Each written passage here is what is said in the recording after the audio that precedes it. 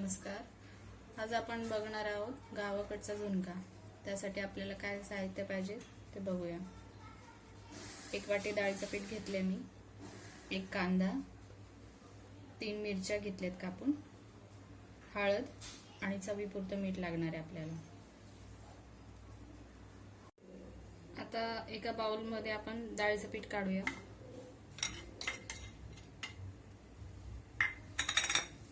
त्याच्यामध्ये थोडी हळद टाकायची आपल्याला,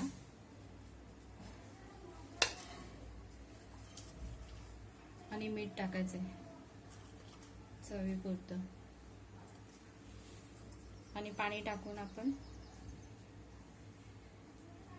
त्याची पेस्ट करून घेऊया।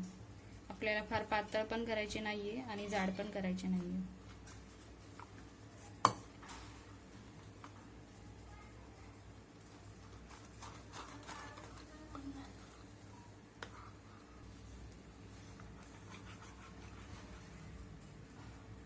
अशा प्रकारे आपल्याला डाळीच्या पिठाची पेस्ट करून घ्यायची आहे। याच्यापेक्षा पातळ नका करू। आपण एका पॅन मध्ये तेल घेणार आहोत। ह्या रेसिपीला थोडंसं तेल जास्ती लागतं।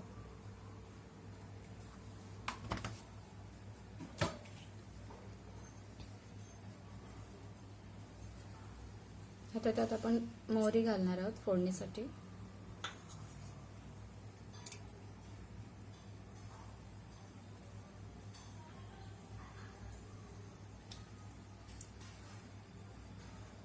मोहरी तडतडली की आपण त्यात जिरं घालणार आहोत।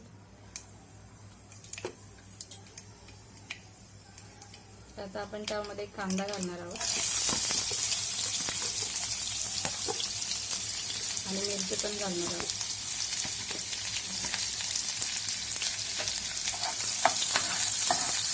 आता ह्याला थोडंसं आपण परतून घेऊया।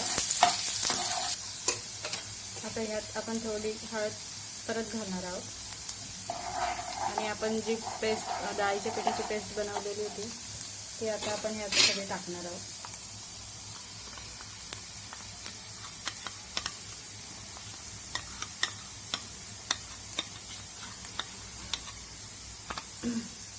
आणि आपण त्याला सारखं हलवणार आहोत।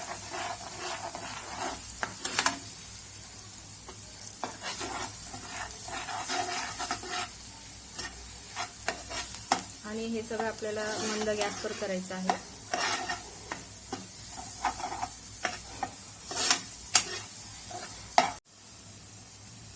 ह्याला आपल्याला सारखं थोड्या थोड्या वेळाने परतायचं आहे, जोपर्यंत ते सुक्क होत नाही तोपर्यंत।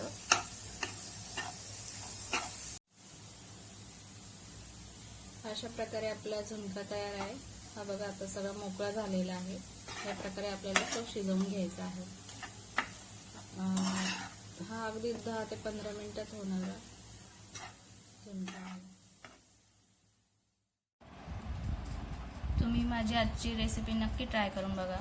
भाजी नसेल ना तर मग आपल्याला हा एक उत्तम पर्याय आहे भाजीसाठी। तुम्हाला जर माझी आजची रेसिपी आवडली असेल तर प्लीज लाईक करा, शेअर करा आणि सबस्क्राईब करायला विसरू नका। थँक्यू।